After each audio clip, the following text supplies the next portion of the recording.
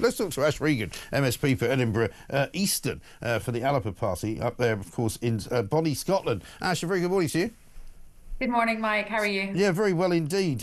You know, we're struggling down here. We've got a government that's driving us all over a cliff economically. We don't seem to be able to get any sense out of any of them. They seem to think it's a good idea to just keep going after the taxpayers of this country and taking money off us and giving us very little in return. How's it going up there? Well, obviously Scotland has two governments, if you like. So we have the devolved government in Scotland, but we are also at the mercy of the awful decisions that the Labour government are taking down in Westminster. And I completely agree with you that the sentiments in Scotland are very similar. The public are absolutely sick to the back teeth with, I think, really all politicians right now. They think that they're paying a lot of money in. They don't seem to be getting the services out that they expect and deserve. They've seen a decline, I think, in services across the board, you know, in terms of NHS and education and so on. And they don't think that politicians are really listening to them and what their concerns are. Right. And obviously that's why we've seen the rise in polling of some of the more, I guess you would call them more like protest parties. Yes, and that's why I think they're making some grounds as well. You've been looking at some of the situations going on up there with teaching. The National Association of Schoolmasters Union of Women Teachers recorded that 49% of female teachers in Scotland had reported physical abuse or violence in the last 12 months. That's a horrific story. It really is. It's quite shocking when the results of that survey came out just in the last week, to see that real increase in violence. I think it was reported as physical abuse and or violence against female teachers particularly. So I think obviously there's a number of things going on here. I mean, it's not just what's happening in schools. Schools are, you know, a microcosm, I guess, of what's happening in broader society. And we are seeing, for a number of reasons, I think partly to do at least with incel culture and the rise of these kind of influencers that are very misogynistic. I think that is having an impact on boys particularly, also girls as well. And this is kind of spilling over into the school environment, if you like.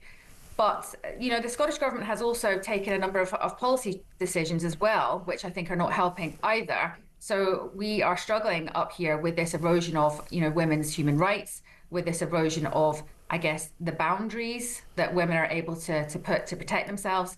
And a good example of that would be in the school setting, would be that the government seems to be pushing unisex toilets. So you can imagine that for many girls, they don't want to share toilets with boys, so they're not going to the loo, they're just holding it and they're waiting and waiting, and then they're having to leave the school grounds and go off to use the toilets in the supermarket, which is obviously not great. No. So I think the government need to get a grip on this.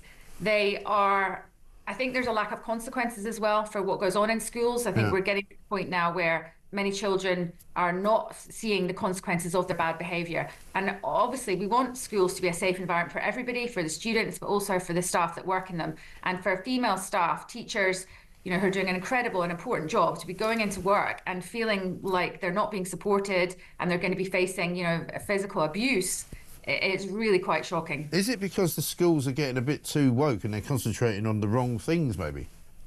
I think there is a bit of that, yes. I definitely do think there is a bit of that. But I think that the head teachers need to be supported. I feel like the government need to be showing a leadership role in this. There often seems to be this sort of decision, oh, well, you know, the local authorities are responsible for it, or the head teachers are responsible, we'll let them work it out.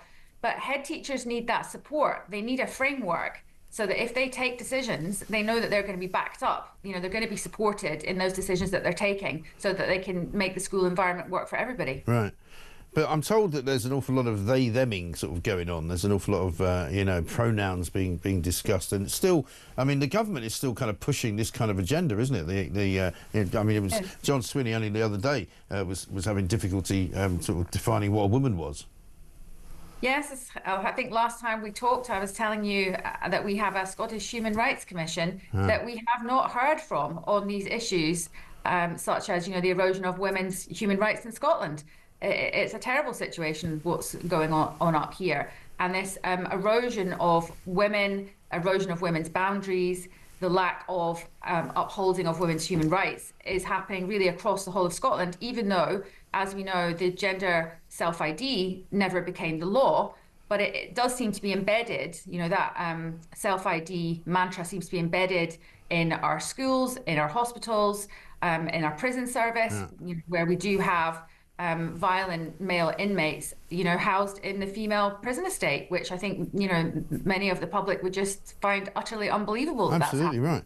And I mean, I guess the bad news, and unless you're an SNP supporter, is that because of the Labour's Westminster's appalling kind of record at the moment, it looks like the SNP are likely to maintain power up there, aren't they, in the next election? Well, it's interesting. Many times when we're heading up for either a general election for Westminster or for the Scottish elections, the polling's quite settled. You've got a very good idea, even quite a long way out, because we're about a year out now, about what the makeup of the government might be, who's likely to be ahead. They're very much ahead in the polls. I don't think we really have that right now. Right. What we're mainly seeing is that the public are sick of most of the parties. They're particularly sick of the main political parties up here, and the polling is very much in flux. So at one point, one party will be ahead, and then it will swing to another one. So I think there's everything to play for at the moment in terms of, perhaps smaller parties getting a bigger vote share. And I think we're going to see a very different Parliament in 2026 up here. And I saw a tweet the other day about Patrick Harvey, the Green Party member, who has declared that he's not going to stand again. And the tweet that I saw said, everybody's going to miss Patrick Harvey, said no one ever. Yeah, I think I'm right in saying that he's the longest serving political leader in the UK, because he has been in that post as the co-leader of the Greens, the Scottish Greens, for quite some time now. Last year, I did register a vote of no confidence in him, because at that point the Green Party, as you'll know, were in government under the Butte House Agreement. And that actually led to a chain of events that ended up, with Humza Yousaf, who was the First Minister at the time, removing the Greens from government quite spectacularly within a few days. So, yeah, I'm not sure that there's a particular love of the Greens and the Green Party policies up here for much of the public. No, well, a lot of the problems that we've just talked about in schools are kind of down to the Greens pushing that particular agenda, aren't they? But we'll leave it there. Ash, thank you very much indeed. Ash Regan there, MSP for Edinburgh Eastern, from the Alapa Party, with a sort of update on what's going on north of the border, where they seem to be even more woke than ever, which is never a great thing, is it?